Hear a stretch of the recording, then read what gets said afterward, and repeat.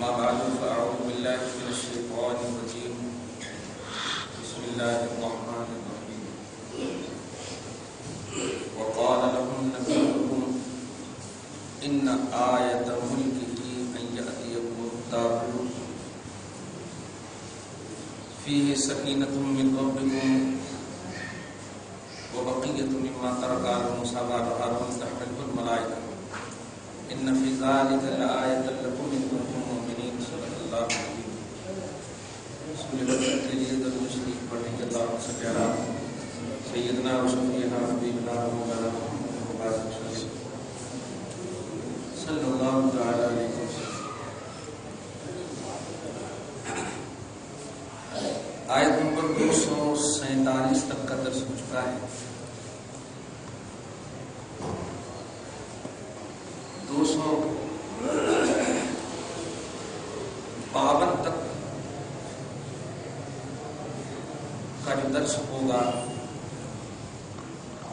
یہ ایک جیسا مضمون ہے، ایک جیسا عنوان ہے.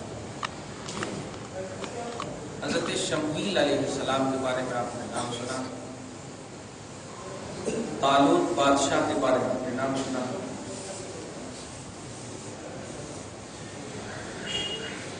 جس کو حضرت شمویل علیہ السلام نے مقرر فرمایا. ایک ظالم اور جابر بادشاہ کے بارے میں نام سنا جس کا نام جالوت تھا. وہ عملی بن عاد کی قوم سے تھا. قوم عاد جو بہت سرکش قوم گزری ہے. عملی بن عاد قوم سے ہونے کی وجہ سے جالوت کے فالوور اور ماننے والے کو عمالقہ کہتے تھے. قوم عمالقہ آج تاریخ اسلام میں اسی نام سے کیا. کبھی اگر سنیے کسی عالم سے تو پریشان کرنا ہے. قوم عمالقہ.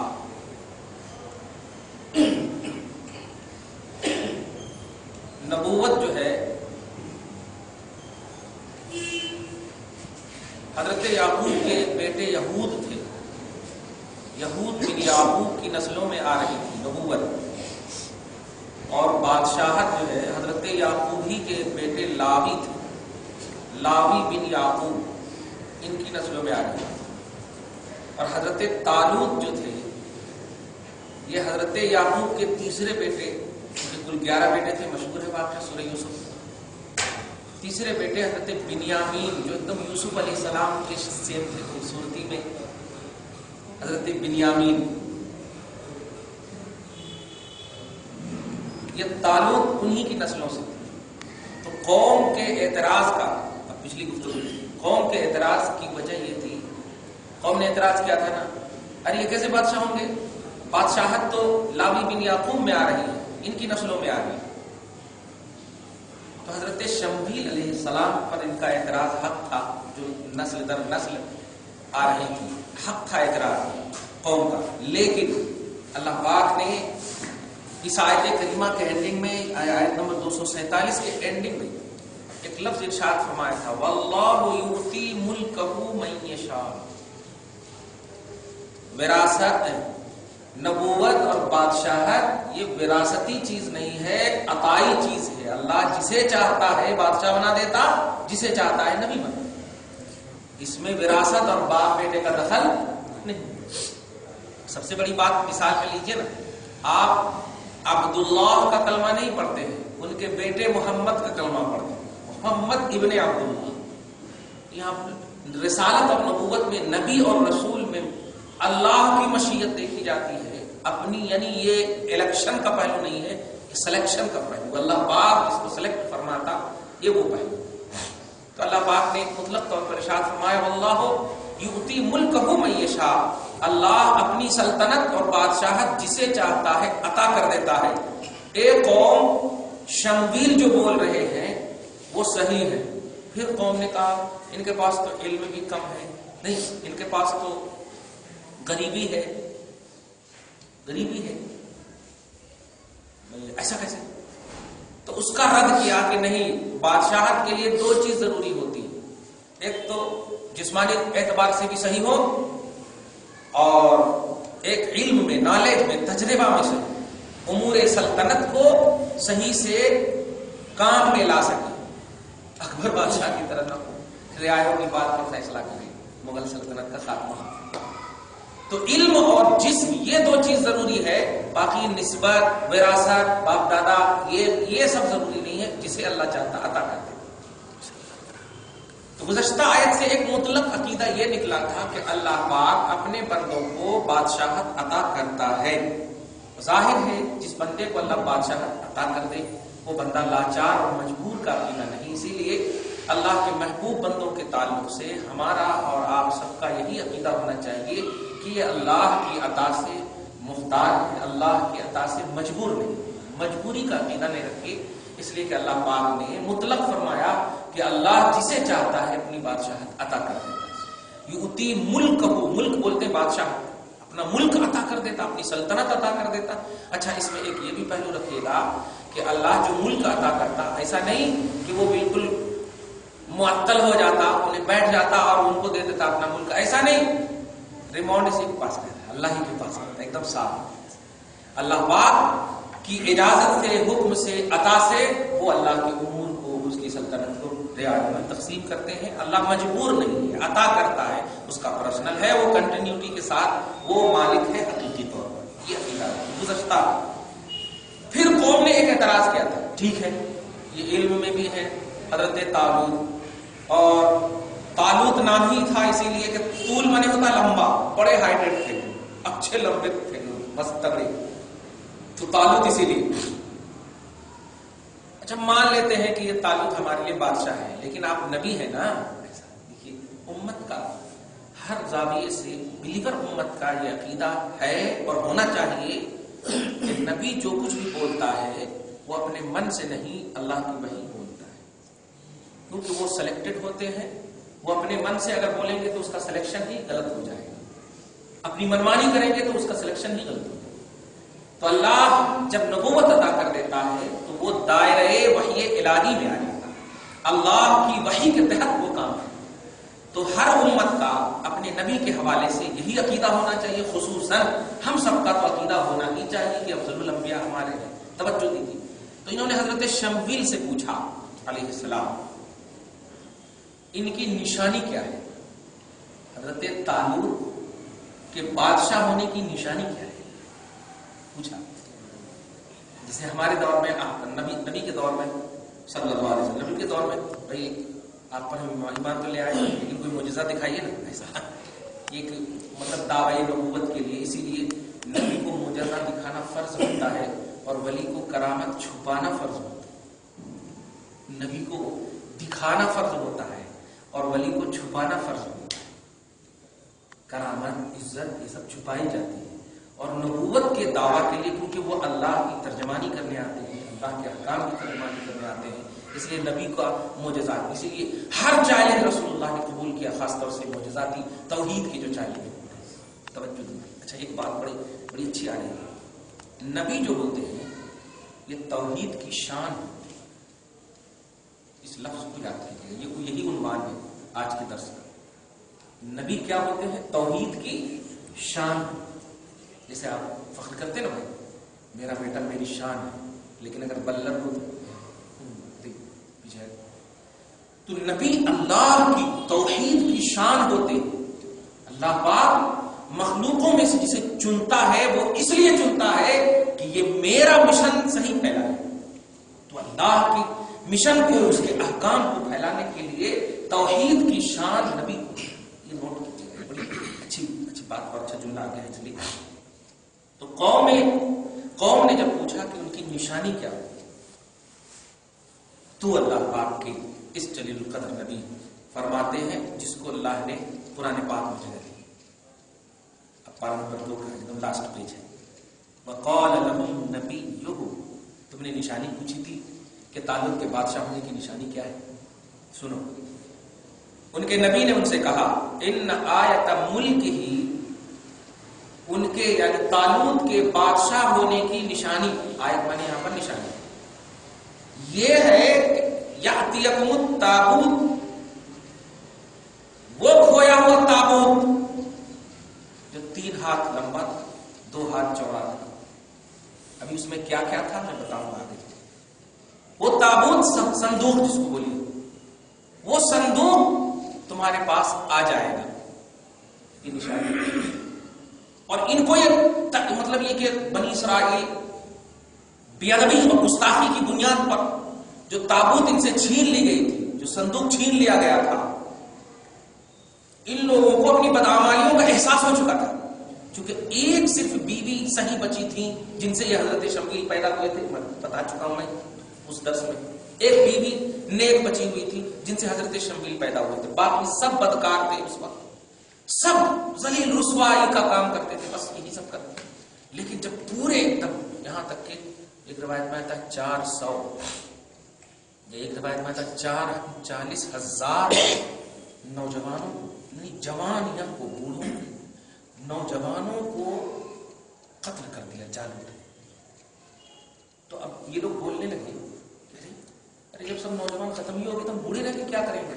چلیے آپ نبی ہیں نا، ہم آپ کا سپورٹ کرتے ہیں، ہم بادشاہ متعین کیجیے، ایسا کیجیے، ایسا کیجیے، یہ کیجیے، وہ کیجیے. اب کیا کرنا ہے؟ اب بولتے نا ایک دم مجبوری میں جس کو بھی چاہو جو چاہے کہہ دو. تب پورے جب لاچار مجبور ہو گئے، اور مجبوری کی صرف وجہ یہ تھی کہ تابوت کی بے ادبی کی تھی، تابوت کی بے ادبی، صندوق کی بے ادبی کی تھی. کیونکہ یہ وہ تابوت ہے کہ اللہ پاک نے حضرت آدم علیہ السلام پر یہ تابوت اتارا تھا، اور آدم علیہ السلام سے ہوتے ہوتے حضرت موسیٰ تک یہ تابوت آیا تھا. موسیٰ تک ادب و احترام کرتے رہے، سب کامیاب ہوتے رہے، سب کامیاب ہوتے رہے. یہاں تک کہ حضرت موسیٰ جب تشریف لے گئے، نبی کا ظاہری طور پر دور نہ رہا، تو جو یہ وقفہ ہوا پھر بس وہی قوم بچڑے کی پرستی، ایک دم الٹی قوم تو تھی ہی، تو اس میں ایک دم بالکل مگن ہو گئی، نفسانیت میں پھنس گئی. عذاب اس طرح اللہ تعالیٰ نے دیا، سیاسی طاقت، حکومتی طاقت، دولتی طاقت، جسمانی طاقت، سپورٹ کی طاقت، یعنی غرضے کے ہر طاقت اللہ نے چھین لی. اب ان کو احساس ہو گئی اب کیا کرنا. اور یہ شروع سے کہہ رہے تھے، سب کو احساس ہو رہا تھا، ارے تابوت تھا تو بڑا اچھا تھا، ہم لوگ ایک دم چین سے تھے، سکون تھے، اب اس اپوزیشن پر خالی دعا کر دیتے تھے تو کامیاب پورا. بس بار بار احساس ہوا، یہ احساس اللہ ہی دلوا رہا ہے. تو نبی سے جب سوال کیا کہ بھائی بادشاہ تو آپ نے متعین کر دیا، بادشاہ کی نشانی کیا ہے؟ تو کہا سن، جس بنیاد پر تجھے ذلت و رسوائی کی زندگی کاٹنے پر مجبور ہونا پڑ رہا ہے، وہ بنیاد ہے تابوت کی بے حرمتی. اللہ پاک اس تابوت کو اپنے فضل سے پھر تمہارے پاس لائے گا، پھر سیکنڈ چانس دے گا تمہیں، پھر وہ تابوت تمہارے پاس آئے گا. اور سنو اس تابوت میں کیا ہوگا، فیہ سکینۃ من ربکم، اس تابوت میں تمہارے رب کی طرف سے سکون اور قرار کی چیز ہو، سب ڈاؤٹس ختم ہو جائیں گے. اسی وجہ سے تم پریشان ہو، ظاہر ہے وہ وجہ جب آ جائے پریشانی ختم ہو جائے گی، سکون مل جائے گا، قرار مل جائے گا. جیسے کہا یہ جب نشانی بتایا تو پہلے ہی سے اش کرنے لگے، ارے واہ بڑے اچھے نبی ہیں آپ کا، بڑے تو ایک دم جلدی سے کیجیے، یہ کیجیے، وہ کیجیے، خوب بولنے لگے. لیکن ذرا سی یہاں پر اب تھوڑی دیر میں اب ہمیں چونکہ قرآن پاک ایک دم وقت کی ضرورت کو پیش کرتا ہے، ہم یہاں پر آگے کی عبارت سے ایک بات کہنا چاہ رہے ہیں جو آج خصوصیت کے ساتھ ہے. نبی توحید کی شان ہوتے ہیں، یہ عنوان ہے. وہ تابوت سکینہ کیا تھا؟ حضرت آدم سے لے کر کے عیسیٰ تک وہ تابوت تھا. اس کے اندر کیا کیا تھا وہ میں بتا رہا ہوں. اس تابوت میں حضرت آدم علیہ السلام کے کپڑے تھے، حضرت آدم علیہ السلام کے جوتے تھے، نالین جس کو بولتے ہیں، عربی میں نالین بولتے ہیں، سب کو نالین بول دیے. تو آج چونکہ نالین کا یوز جو کرتے ہیں رسول پاک کے لیے خاص طور سے، اس لیے جوتے کا لفظ استعمال کیا، ان کے جوتے تھے پہننے والے. اور دیکھیے حضرت موسیٰ علیہ السلام کا امامہ تھا، لاٹھی تھی. حضرت ہارون علیہ السلام کا امامہ تھا اور عصا بھی تھا، کچھ کپڑے تھے بس. اور آدم سے لے کر کے عیسیٰ تک، یہاں تک کہ آپ کے اور ہمارے نبی صلی اللہ علیہ وسلم کی بھی تصویر تھی. آپ غور کیجیے، اس وقت کی بات ہے، اور نبی تو بعد میں آنے والے. حضور علیہ السلام والسلام قبلہ کی حالت ہے، قیام کی حالت میں ہے، نماز کی حالت میں ہے، اور اس حالت والی تصویر تھی اس کے اندر. اب خوش نہیں ہو جانا تصویر تھی نہیں. یہاں پر مفسرین فرماتے ہیں یہ سب جو تھی وہ تو جتنی بھی تھی وہ سب حق ہے، لیکن تصویر جو تھی یہ کسی کی بنائی سو نہیں تھی، اللہ کی بنائی سو. مخلوق نے کبھی بھی کسی بھی زاویے سے کسی نبی کی تصویر نہیں بنایا، یہاں تک کہ اللہ نے یہودیوں پر لعنت فرمائی ہے رسول پاک کی زبان سے. اللہ لعنت فرمائے ان یہودیوں پر جس نے اپنے انبیاء کرام کی تصویروں کو بنا کر کے ان کو عبادت گاہ بنایا. تو یہ اللہ کی کھینچی ہوئی تصویر تھی. پارہ نمبر 3 میں سورہ آل عمران کی آیت نمبر 6 میں آپ دیکھیے گا اللہ پاک کی شان کی هو الذی یصورکم، وہ اللہ جو تمہاری تصویر بناتا ہے. تو تصویر جانتے ہیں اسی لیے زینت کے اعتبار سے اپنے گھر میں تصویر رکھنا، جیسے صاحبہ وغیرہ کو دیکھتے رہے آپ، زینت کے طور پر مرشد کی بھی پیر کی بھی تصویر رکھنا حرام ہے، حرام ہے، حرام ہے. زینت کے طور پر دینی ضرورت الگ ہے. اب آپ جو ہے میونسپلٹی میں ضرورت ہے، یہ ہے وہ ہے، وہ تو پاسپورٹ میں ضرورت ہے. دینی ضرورت الگ، ضرورت شرعیہ الگ ہے، عذر الگ ہے، حکومتی سطح کی چیزیں الگ ہیں. یہ مجبوری طور زینت کے لیے کوئی تصویر کھچا کر کے زینت کے طور پر نہیں رکھ سکتے، ورنہ اللہ پاک کے رسول فرماتے ہیں کل میدان محشر جب قائم ہوگا اس تصویر کو لا کر کے اللہ پاک کہے گا پھونکو اس کے اندر روح، اور آپ بھی تو روح پھونک نہیں سکتے. تو جب پھونک نہیں سکتے تو پھر اللہ پاک کہے گا کیوں تم نے کھینچا؟ جب کھینچ نہیں سکتے تو اللہ پاک در حقیقت یہ شرک کا ایک پہلو ہے، کیونکہ تصویر کھینچنے والی ذات اللہ کی ہے. اب اگر مخلوق کھینچ رہی ہے اس کا مطلب یہ شرک کر رہی ہے. تو شرک کا ایک پہلو ہے اس کے اندر. اس لیے اللہ پاک نے اور رسول پاک کی زبان سے ہم کو منع ہوا ہے. تو ایک تو یہ بات ہے کہ اس کے اندر حضرت آدم کے بھی تبرکات تھے. اب نوٹ کیجیے، آدم کے بھی تبرکات تھے، حضرت موسیٰ کے تبرکات تھے، حضرت ہارون کے تبرکات تھے، اور آپ کے اور ہمارے نبی جناب محمد رسول اللہ صلی اللہ علیہ وسلم کے بھی تبرکات تھے. یہ دیکھیں کسی حدیث پاک کی بات ہوتی تو آپ اس میں جا سکتے تھے کہ ارے دیکھو یہ کیا ہے کہ تمہارا کیسے معلوم ہوئی ہے. قرآن پاک میں اس بات کا صراحت کے ساتھ تذکرہ ہے آثار و تبرکات حق ہیں، اور ایسا نہیں کہ یہ صرف غوث پاک کے ماننے والوں میں ہے یا امت محمدیہ میں ہے. صرف ایسا نہیں، آدم سے لے کر کے جتنے بھی انبیاء کرام آئے سارے انبیاء کرام سے آثار و تبرکات منسوب ہوئے ہیں، ان سے نسبت رکھیں. قرآن پاک کہتا ہے کہ سنو وہ تابوت آئے گا فیہ سکینۃ من ربکم، اس تابوت میں تمہارے رب کی طرف سے سکون کی چیز ہوگی، قرار کی چیز ہوگی. وبقیۃ مما ترک آل موسیٰ و آل ہارون، اور وہ تبرکات ہوں گے جو آل موسیٰ اور آل ہارون نے چھوڑا. موسیٰ کی آل نے چھوڑا اور ہارون کی آل نے چھوڑا. میں نے بتا دیا کہ حضرت موسیٰ کا امامہ عصا اور کرتے قمیص، حضرت ہارون کے امامے عصا کرتے قمیص، یہ سب ان کے اندر موجود تھے. اور اللہ پاک نے اس صندوق کو اپنی توحیدی کلی سے بند رکھا تھا، توحیدی کلی سے بند رکھا تھا، اور بس اس کو صرف آثار و تبرکات کے اس وسیلے سے، اس کے ذریعے سے دعا کرنے کے لیے، ان کی نسبت حاصل کرنے کی، برکت حاصل کرنے.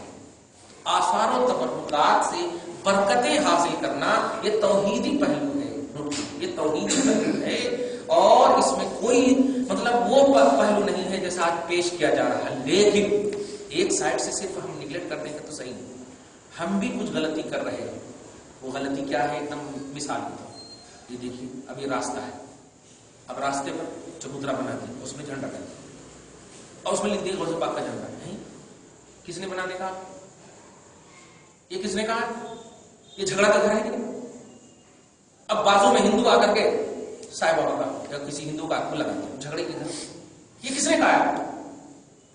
چھلا کا جو تصور ہے، دھیان رکھیے گا، یہ علمی پہلو ہے قرآن کے حوالے سے. چھلا کا جو پہلو ہے، اللہ کا کوئی محبوب بندہ وہاں 40 دن تک بیٹھ کر کے اللہ کی عبادت کرتا، اس لیے وہ بابرکت چھلا اور مبارک چھلا بن جاتا. اب آپ سینے پر ہاتھ رکھ کے بتائیے یہاں غوث پاک کا چھلا کیسے ہو سکتا ہے؟ ہندوستان میں جب غوث پاک آئے ہی نہیں تو چھلا کیسے ہوگا؟ 40 دن تک بیٹھ کر عبادت میں مغرور ہونا، مصروف ہونا ضروری ہے. دھیان دیجیے، میں اس حدیث کی ترجمانی کر رہا ہوں کہ آقا فرماتے ہیں اے میری امتیوں سنو، مجھے شرک اور کفر کا مطلق خوف نہیں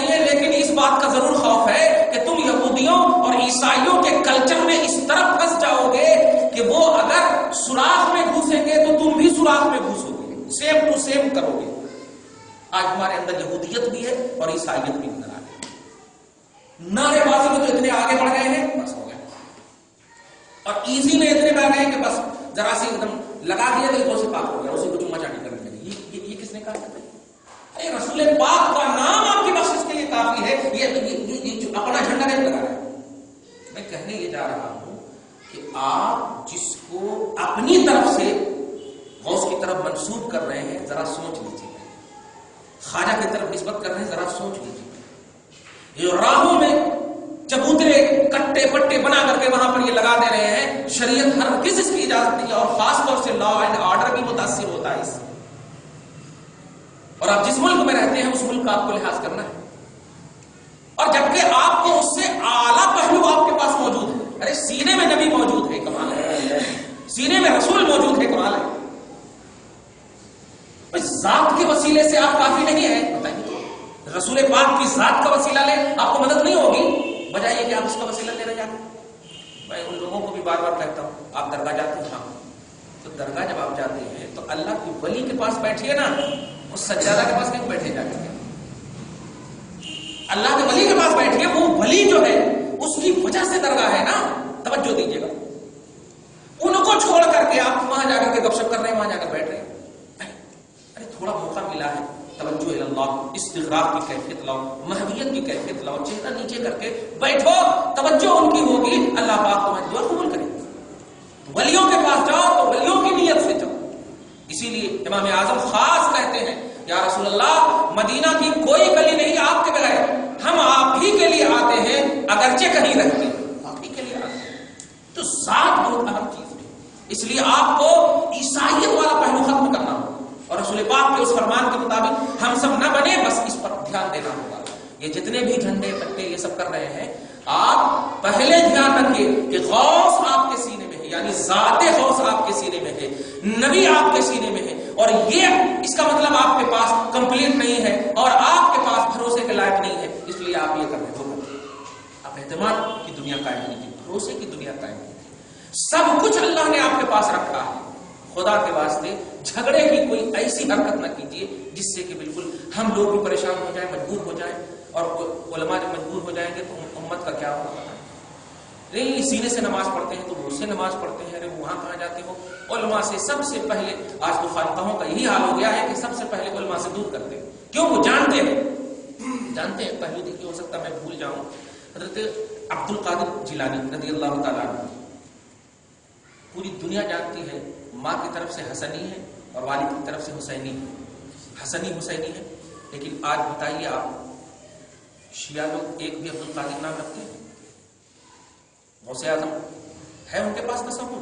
نوٹ کیجیے گا جو میں نقطہ دینے جا رہا ہوں, کیوں نہیں رکھتے؟ جب حسنی حسینی ہے اور یہ لوگ, ان لوگوں کی زندگی حسن حسین حسن حسین حسن حسین میں کٹ رہی ہے, تو عبد القادر تو ان کا بیس ہونا چاہیے نا, لیکن بیس نہیں ہے. وجہ اس لیے کہ عبد القادر اس بے باک مفتی کا نام ہے جنہوں نے اپنی قلم اور زبان سے تمام خرافات کو میٹنے والی شخصیت کی ولایت کا نام ہے. تمام خرافات کو میٹا انہوں نے, ہزاروں پہلو دیے, ہزاروں امت میں لٹریچر دیے, ہزاروں امت میں کتابیں دی ہیں. دیکھنے کی ضرورت ہے, آج پڑھیے ان کی کتابیں. شیعوں کے یہاں ان کا تصور کیوں نہیں ہے جبکہ یہ آل رسول ہیں؟ اور آل رسول تو کیا کہنا, ان کے تو سر کے تاج ہے, اہل بیت سے محبت کرنا ہی تو ان کی عبادت ہے. تو پھر عبد القادر سے کیوں دوری؟ یہ وجہ یہ عالم ہے, یہ مفتی ہے, یہ صرف چما چاٹی والے پیر نہیں ہے, یہ پیرانے پیر ہیں. تمام پیروں کی اصلی حقیقت ان کی بارگاہ میں ظاہر ہو جائے. اس لیے میں یہی کہوں گا کہ آپ اور ہم سب بھی صحیح معنی میں اگر غوث اعظم اور صحیح معنی میں رسول اعظم کے پیروکار ہیں اور واقعتاً ہیں, تو آپ ذات کے حوالے سے کمپلیٹ ہو جائیے. آٹومیٹک یہ جھنڈے پنڈے کی واقعتاً آپ کو ضرورت نہیں پڑے گی. یہ ہے نا چھوٹی موٹی کبھی کبھی ضرورت پوری ہو جاتی ہے. ضرورت تو کبھی پنڈت سے بھی پوری ہو جاتی ہے, تو کیا ہم کو دیوتا مان لیں گے؟ ضرورت کی تکمیل کا نام ایمان مت کہیے. اللہ رسول یہ بہت اہم پہلو ہے. ولایت کا عظیم سلطان یہ بہت اہم پہلو ہے. اس پہلو سے آپ کو زندگی کاٹنا. اللہ پاک فرماتا ہے حضرت شمویل کی زبان پر کہ شمویل کہتے ہیں تمہارے پاس تابوت آئے گا جس میں سکون و قرار کی چیز ہوگی, اور اس میں حضرت موسیٰ کے تبرکات ہوں گے, حضرت ہارون کے تبرکات ہوں گے. اور یہ قرآن میں ذکر کر کے ذہن دے دیا پروردگار عالم نے کہ یہ قرآن فالو کرنے کے لیے ہے، یاد رکھیے فالو کرنے کے لیے ہے. تو آثار و تبرکات کی شرعی حیثیت بھی آپ کو معلوم ہو گئی کہ وہ آثار و تبرکات جن کی شریعت میں حقیقت ہے، جن کی شریعت میں ثبوت ہے، وہ آثار و تبرکات بالکل ان سے برکتیں حاصل کی جا سکتی ہے، اور ان کے وسیلے سے دعائیں ہم نے جب دیگر قوم کی قبول کی ہے. تم تو امت محمدیہ، تم تو افضل الامم، تمام امتیوں میں آگا. تو اس قرآن پاک میں موسیٰ کے تبرکات، ہارون کے تبرکات کا ذکر کر کے ایک ذہن دیا اللہ تعالیٰ نے. سمجھو اپنے نبی کی نسبت کو، اور اس نسبت سے تبرک حاصل کرنے، برکت حاصل کرنے اور ان سے توسل لینے، اس کو سمجھو، اس ذات کو سمجھو. تھوڑی سی کامیابی مل جائے تو آپ سمجھتے ہو کہ بہت بڑے کامیاب ہو گئے نعرہ لگا کر. نہیں، ذات مصطفیٰ کی سمجھ، اس سے اہمیت ہوئی. اور اب آگے فرماتا ہے اللہ تحملہ الملائکہ، وہ آئے گا کیسے تابوت، وہ آئے گا کیسے؟ تم نے تو کچرے میں پھینک دیا تھا، لیکن اللہ نے اس عظیم الشان تبرکات سے بھرے ہوئے صندوق کو اٹھا لیا تھا، اور اب جو تیرے پاس آئے گا اس کو فرشتے قطار در قطار اور جلوس کی شکل میں لے کر کے آئیں گے. تحملہ الملائکہ، تحملو اٹھاتے ہوئے، اس تابوت کو، الملائکہ تو سارے ملائکہ کی جماعت جلوس کی شکل میں تیرے پاس لے کر آئیں گے. یہ جب جملہ سنے تو واہ واہ، داؤد علیہ السلام کی ملکیت اور بادشاہت کے قائم ہو گئے. اگر بات ایسی ہے تو ٹھیک ہے، ہم مان لیتے ہیں. آگے کیا ہے میں بتاؤں، ایک آیت آگے آئی، ان فی ذالک لآیۃ لکم ان کنتم مؤمنین. یہ ہے اصل پوائنٹ، کیونکہ قرآن پاک صرف قصے کہانی بیان کرنے کے لیے نہیں ہے، بلکہ اس میں کیا ہے، بے شک ان آیت میں، اس واقعے میں یقیناً بہت بڑی نشانی ہے، لیکن ان لوگوں کے لیے جو توحید اور رسالت کا علم ہوتا، جو اللہ اور رسول پر کامل ایمان ہوتا. تو آثار و تبرکات، دھیان دیجیے، کبھی آپ جاتے ہیں آثار و تبرکات کی زیارت کرنے کے لیے، آپ جائیے الحمدللہ، لیکن یاد رکھیے یہ کوئی تجارتی سینٹر نہیں ہے. آثار و تبرکات یہ تجارتی سینٹر نہیں ہے. آپ جہاں کہیں بھی جائیے بڑے ادب و احترام سے جائیے، درود پڑھتے ہوئے جائیے، باوضو جائیے، موبائل تو ہرگز نہیں رکھیے. یہ مصطفیٰ کا مسئلہ ہے. امت محمدیہ، تم سب سے اعلیٰ ہو، تمہارا نبی سب سے اعلیٰ، تمہارا ولی سب سے اعلیٰ. یہ بڑا اہم پہلو ہے. اور یہ جو کٹے پٹے بنا کر کے 5-6 روڑی پہن کر کے اور علماء سے دشمنی، توجہ دیجیے، علماء سے دشمنی، ارے بات ہے جاتے نہیں تمہیں اتنی بڑے دربار میں آنے کے بعد کے کہانی.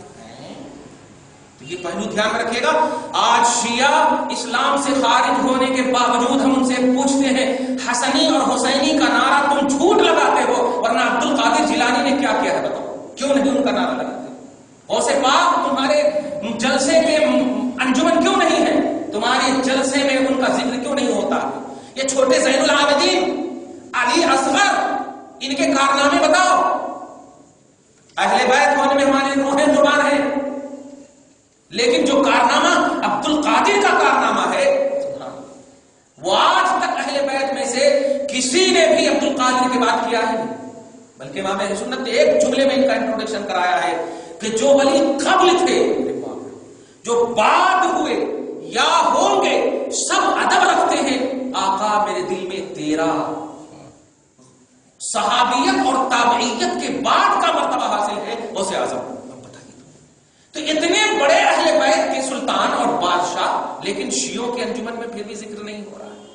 کچھ سمجھے آپ؟ تو صرف محبت کا تذکرہ، توجہ دیجیے، صرف ذکر کرنا، صرف مطلب یہ کہ مگن ہو جانا کسی کی یاد میں، تو آپ تو واقعتاً شیعہ سے کم ہی حسین کا نام لیتے ہیں، شیعہ سے کم ہی حسین کا نام لیتے ہیں.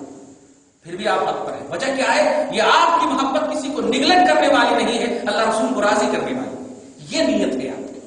لیکن شیعہ لوگ ابو بکر صدیق ہیں، عمر فاروق، عثمان غنی، یہ سب کو نگلیکٹ کرتے ہیں. پھر مانتے کس کو؟ کہنا یہ ہے کہ آج کی آیت کریمہ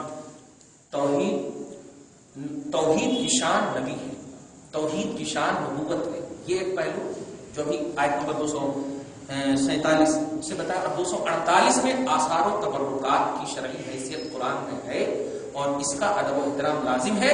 اس کے وسیلے سے دعائیں قبول ہوتی ہیں، تبرکات سے برکتیں حاصل کی جا سکتی ہیں، ان کے وسیلے سے دعائیں قبول ہوتی ہیں. تمام غیر قوموں میں دیگر انبیاء کرام کی قوموں نے اس کو قبول کیا، وسیلے لیے، اپوزیشن پر فتح ملی. ابھی اور آگے آیت آئے گی. آپ تو امت محمدیہ ہو، امت محمدیہ ہونے کے ناطے آپ کی زیادہ ریسپانسبلٹی بن جاتی ہے کہ نبی سے نسبت رکھنے والی چیز، آپ سے آثار و تبرکات منسوب ہونے والے جو بھی ہیں ان سے زیادہ کئی زاویے سے احترام کرنا چاہیے، ادب کرنا چاہیے. نہیں کریں گے تو کسی کا کچھ نہیں ہوگا. دیکھا آپ نے قوم عمالقہ کا کیا، کچھ نہیں ہوگا، لیکن بار بار اللہ موقع ضرور دے گا. قیامت تک امت محمدیہ پر توبہ کے دروازے بند نہیں ہیں. اس لیے اگر کبھی ایسا ہو گیا، کہیں چک ہو گئی، تو آپ توبہ کرنا ہے. آثار و تبرکات کے حوالے سے الحمدللہ آپ کا ایمان پختہ ہو. یہ قرآنی تصور ہے آثار و تبرکات سے برکت حاصل کرنا. اللہ پاک آپ کو ہم سب کو صحیح حج کے ساتھ، صحیح فکر کے ساتھ جینا